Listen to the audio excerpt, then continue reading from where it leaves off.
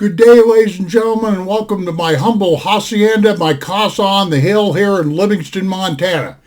Okay, today's date is the 13th of November of 2021, and it's a Saturday.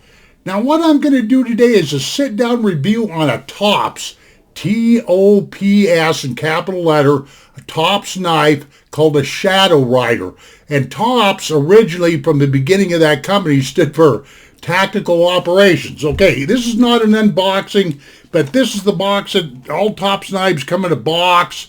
They got paperwork that comes with it, and in this box here there's a catalog with all their stuff, and they have a saying in Tops, one life, one knife, and then over here, where is it, on this one side, they want to make sure that you understand that these knives are 101% USA. Let me see if I can, yeah, there you go. That's what I mostly want to tell you. These knives come well documented, not on some cheesy bluster card. That's what I'm trying to say. Oh, they also throw in a survival whistle. All right. Let me get on to the knife here. Here's the piece right here. It comes in a Krydex case. This is a very good case. Right here is the spring steel for you to put it on your belt. But this right here turns, ladies and gentlemen, like this. So you can carry this scout style like this. You can carry it like this. Carry it on an angle like that. I just haven't turned this yet because I don't know which way I'm going to pack this. But Krydex case fits very well. See, hear that? Or see that, hear that? Let me do a little, this ain't about to come out of here, because if it does, it's going to crash all over my keyboard and make one heck of a racket. But this thing is in here, fits very, very well. There's absolutely nothing wrong with this sheath here.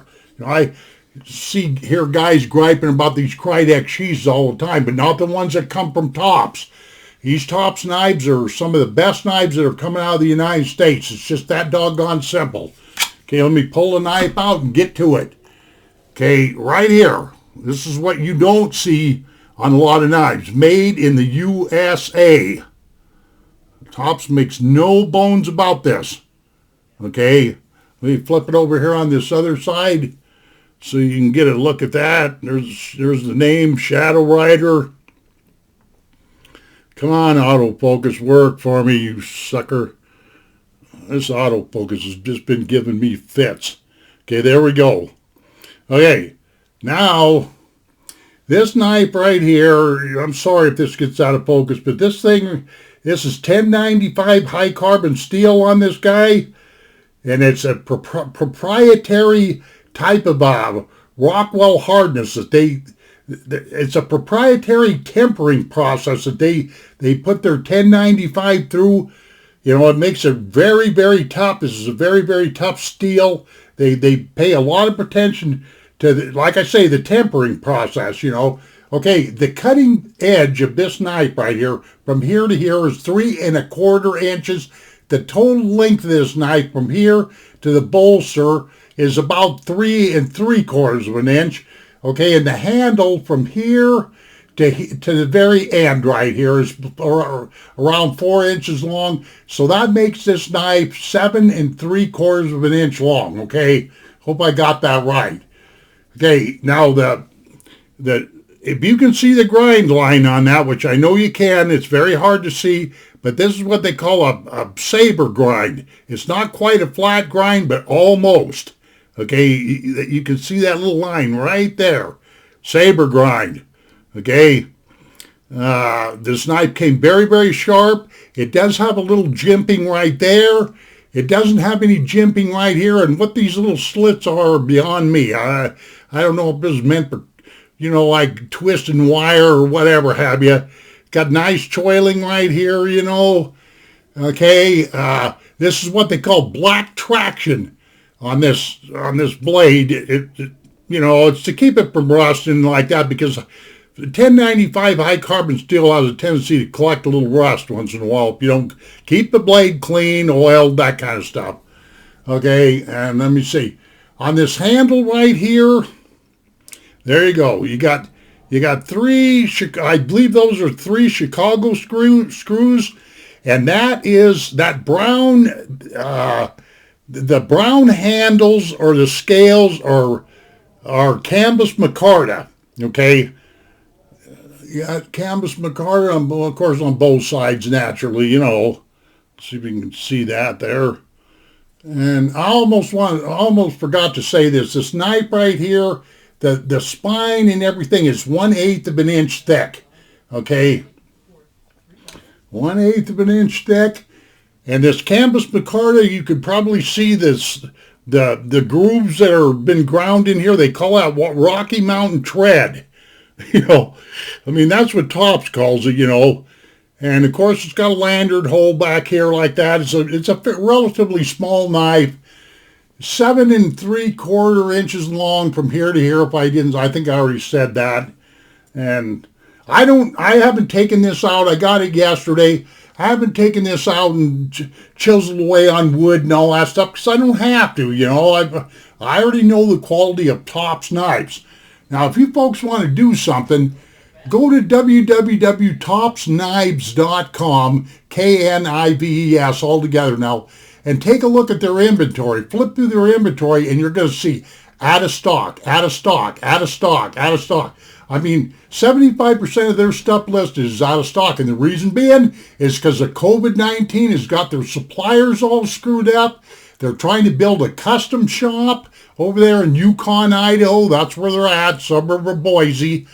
I mean, not Boise, but Idaho Falls, or a suburb of Idaho Falls. Let's see, COVID's got things gooped up. What else is going on? They're trying to build a custom shop, and they can't keep up with the demand on their knives. So there you are with that. Hope that makes some sense. So what I'm trying to say is if you find a Tops knives that you like at one of your local vendors, like, you know, Knife Center or Knife Headquarters, Knife Works, you know, some of these online places, well, grab it because you'll get it a lot faster than, you know, than say if you order it from the company. I ordered this from the company. It took about 2.5 weeks to get to me. So it's going to take you a month to get a Tops knife. If you have anything special done to it, like camouflage on this black traction, they can put camouflage on here, you know, or if you have anything special done to the handle and all that. So there you are. Now, as a bonus to this video, listen to me, as a bonus to this video, like I'm some kind of a famous cinematographer or some doggone thing, but I've got this right here. I've been saving this. You know, I've been saving this for a good week and a half now till this knife come here because I want to put a nice lanyard on here. A lot of times with these knives, ladies and gentlemen, the guys will do these reviews and I go, oh, I got this, you know, piece of crap. I got a, you know, little tag a paracord on the end, or they'll say something derogatory about their lanyard. Look, on these nice knives like this, get a good lanyard.